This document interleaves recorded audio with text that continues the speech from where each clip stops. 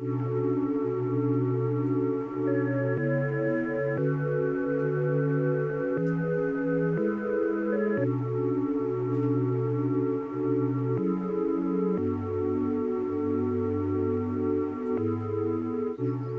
20 minutes ago, I finished my last call of the day.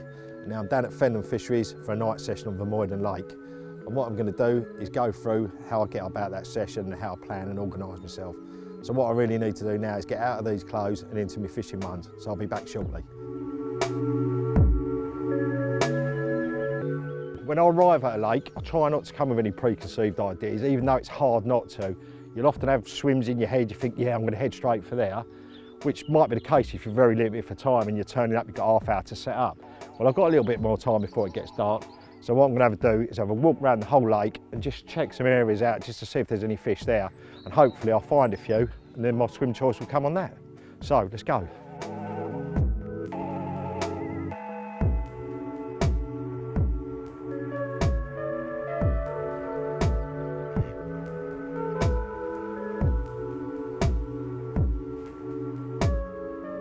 Well, I think I found what I'm looking for. There's a few fish down here by this bush, and also same again by the willow tree up there. There's plenty of fish laying around there, so I reckon a good starting point is going to be over the other side there on that spit. So I'll be able to fish into their corner and into this one. So I think we'll give that a go. I can't believe how many ghosties there are. Well, I was about to pick my swim, but there were some quite bad overhanging trees to get to where I wanted to cast. I've just walked down the lake and I found another group of fish, so I'm going to take a look at the swim down to the right here. If I can get a better angle from there, then I'll perhaps got two options to fish to different spots. Wait, there's loads here. Want that one?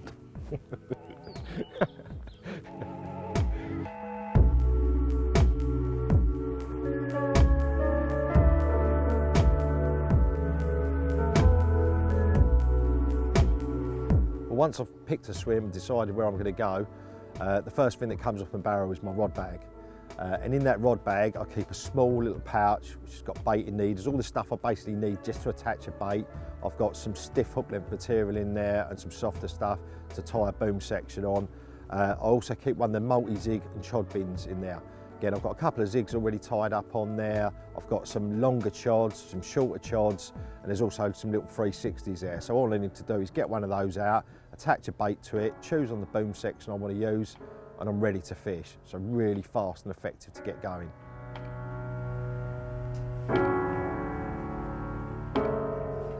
Well, I've chosen my swim. I've picked an area that's basically a bay off the main body of the lake, and I'm looking down to that bay, and off to my right is the entrance to it from the main body of the lake. Now, when I arrived, I've seen a lot of fish in this area. A lot of them are just under the surface. They're not really doing a lot at the moment, but they're here. So, seeing most of the fish I've seen have been down this left-hand margin. So I've picked a spot down there to fish to, and also see there's a point off to my right. So I see that as a really good interception route. So I've baited out from that point. So my right-hand rod will go there. So any fish moving in and out, hopefully, they'll find my bait. Now what I've done already is I've taken a picture of the left-hand side and the right-hand side of the swim, because obviously it's quite a wide area I'm fishing, and I've put them into Swim Mapper. I've marked where I'm going to cast to. All I need to do now is cast my marker out there, see what's actually out there, and then if I'm happy still, I can put that information as in the depth of it and how many wraps it is. So when I do need to cast out, I can bring these rods in, which I haven't said yet, but what I've done is I've chucked a couple of zigs out for now, just because I've seen fish below the surface. So I thought, while I get sorted out, I might as well start fishing for them and just see if I can nick one off the top, or just below the surface, I should say. So yeah, that's what I need to do now, is get my marker out, cast those spots, get that information, it's ready then for later. Well, the zigs are still out there for now. I'm not going to give them a lot longer. I've already wrapped my marker rod and obviously measured that out. I'm using the marker sticks. So when I do bring these in to change them over, it'll just be simply a case of getting the information off Swim Mapper, wrapping those, marking the lines, and then what I'm going to go in with for the night, I'm going to be using these hinge stiff rigs. Now what these are actually made up of is the new short ready tied chods, which are absolutely perfect for a hinge stiff rig setup. And they're tied up using the rigidity. They also incorporate one of the little micro hook ring swivels, so it makes it easier to attach your bait, and you've got even more movement there. I've added on there one of the mainline salty squid pop-ups, which is one of my personal favourites and caught me a lot of fish. And then all I've had to do is add some putty to that to get it balanced, and then a section of 20-pound illusion for the boom, and an anti-tangle sleeve, loop tied in the end. So when I bring these zigs in, all I've got to do is get them wrapped, change over to that, and I'm ready to fish.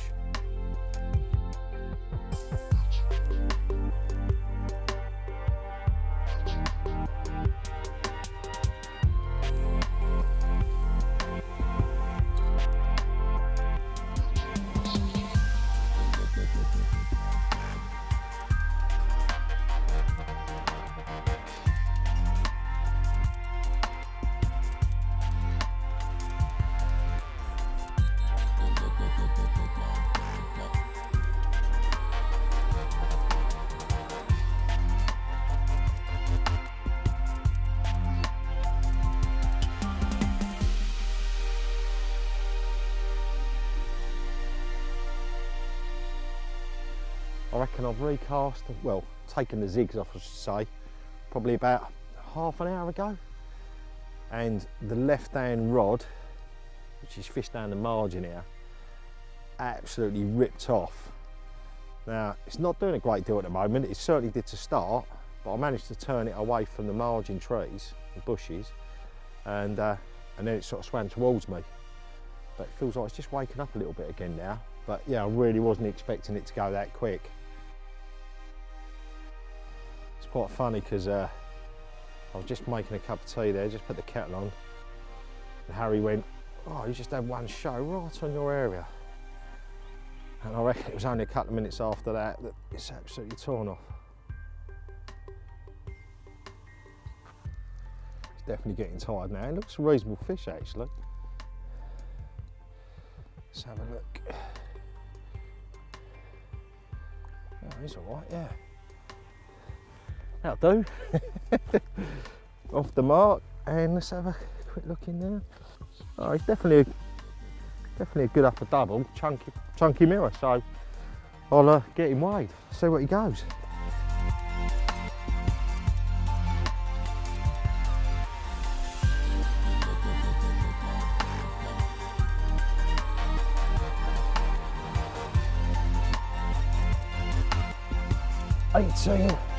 $18.5.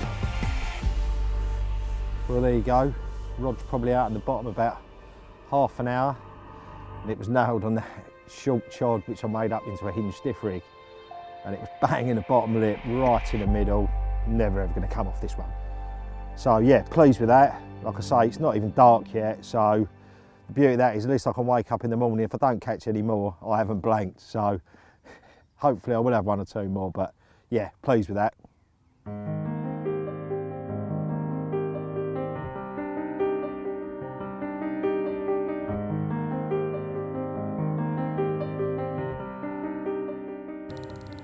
Well, the other rod's gone this time, the right hand rod. We're well into darkness now. And obviously, playing it's quite really hard. I can see it's a ghosty, but the beauty of having the head torch on is I can see exactly where he's going. It's lighting me line right up, so it just makes it a lot easier keeping it away from your other rod, etc., and getting into these reeds when you can see exactly where it's going.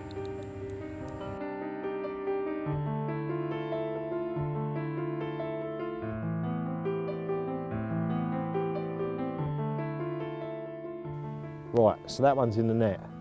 Now I'm not going to do any more with him for a minute. I want to get my camera equipment set up because I want to take a couple of pictures of him. I want to make sure everything's set up as it should be before I move him out of the water. Then I can weigh him, do the pictures and get him back as soon as possible. Right, the first thing you need to do when setting up for some night shots is pick your background. Now you want to pick somewhere solid, so some dense bushes is absolutely ideal. Otherwise you'll end up like you're in a black hole somewhere. So, okay, so get that first. This is where I'm going to take my fish, nice solid background. The light then will flash off the back of that and it'll light your shot up even better. Okay, so the equipment I use a lightweight tripod to obviously mount the camera on to start. The camera I use is a Canon with a swivel screen. So what this allows me to do is view myself before I actually take the image. Now obviously at night time I wouldn't be able to do that unless I had a bright light. So I use one of the Rhino beams. This lights up your shot, so it's absolutely fantastic. So I can set that all up beforehand, frame myself in front of it, and then I'll plug in like a self timer. Now what I normally do is set this to about half a dozen shots, 10 seconds apart. I can then get the fish in when I need to, when I'm ready. Okay, ready to go, fire the button, and then up she goes, take the shots, and then if I need to reset it, I can.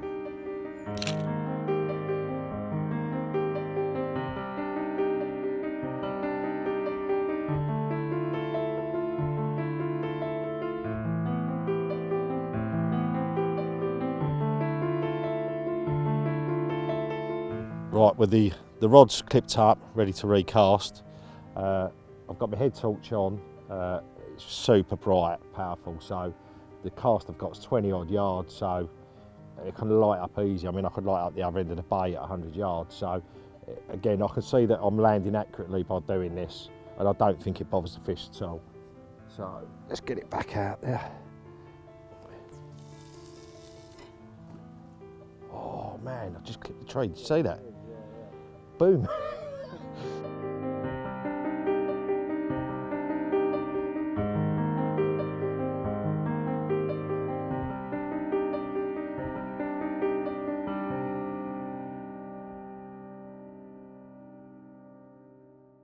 Obviously with night fishing, the aim is that you're going to get bites during the night, and the chances are during the night you're going to be fast asleep. So you need to plan ahead and be organised, because you're going to have to get out of that bag, get your shoes on, get to your rods, play that fish, land it, and all do that without getting in the right state. So you've got to plan ahead. Well, the first thing you're going to have to do is get out your bag.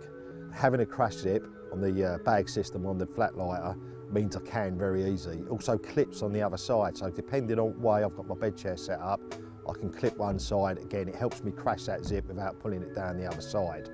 The cover Velcro's on, so again, that just comes straight away if you want to Velcro it under anyway. Generally, I leave mine hanging on the side I've got to get out of.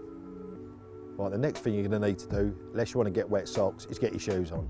Now with the Fox footwear, all the tongues hook back onto an eyelet, so you can leave them open and they stay open. So really easy to jump into and get to your rods. Now when you got to your rods, make sure you haven't forgotten your head torch, because I've done it and I'm sure you have. So what I generally do is put it on the corner of my bivvy table. I always bring a little bivvy table with me. I know exactly where it is. So even if I've got to my rods, I can get back to it and pick it up, but hopefully I haven't. Well, it's just gone 2:30 in the morning. I've had my third bite now, and it's the right hand rod again, which was the same as the last bite. So I think it just goes to show that wrapping back up and getting it back on the spot, and also getting some bait back out there was paid. But yeah, it's going for it, this one. At the moment it's tearing around to the right. I don't want it going too far. Just trying to get back out into the main body of the lake.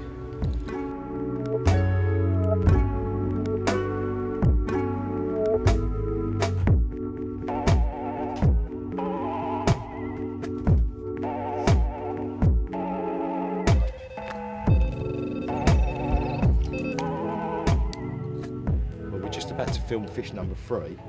It's an absolute stunner, sort of upper double mirror, real belter. And yeah, like I say, just about to shoot that, and fish number 4 is now on the other rod.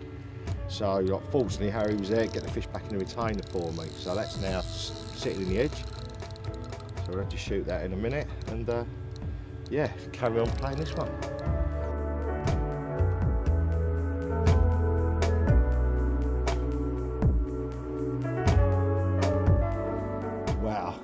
Take a look at him.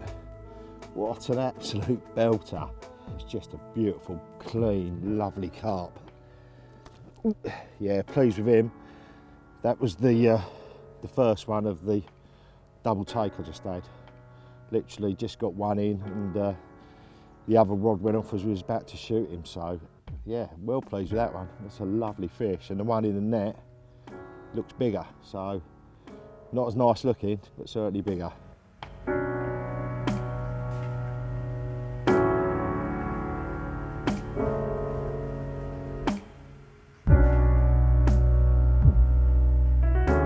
there he is, fish number 4, second part of the pair that just beat me up.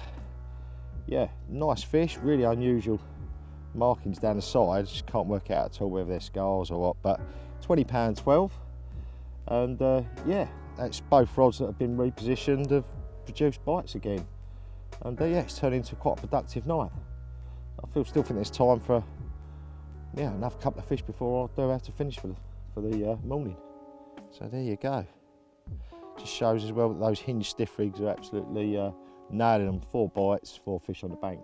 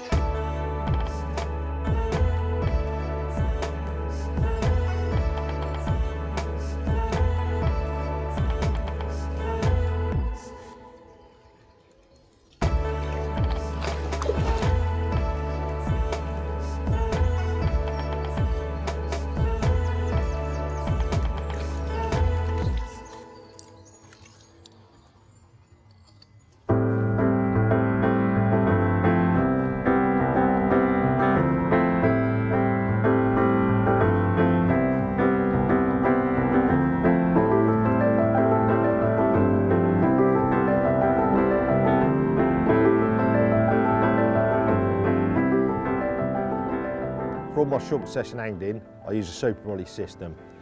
The reasons for this are, one, it's very quick for me to put it up and pack it down in the morning. Also, I've got lots of options with it.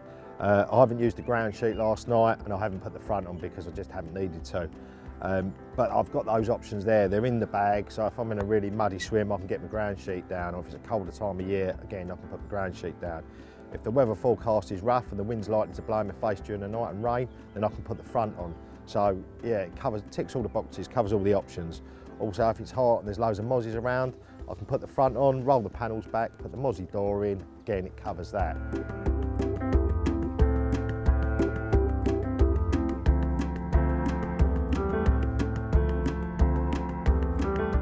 It's been quite a hectic old night, to be quite honest.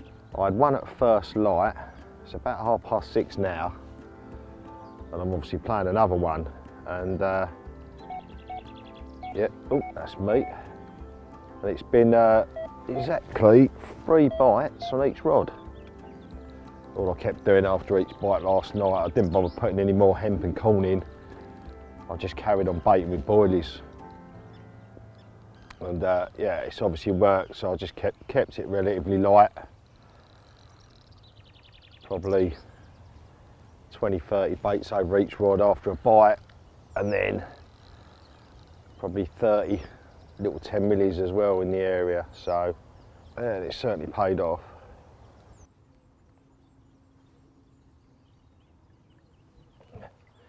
Oh, it'll do. It's a nice scaly one, nice little pretty one again. Well, there you go, fish number 6 of the session, probably 16-17 pound, lovely scaly one, real pretty one this one.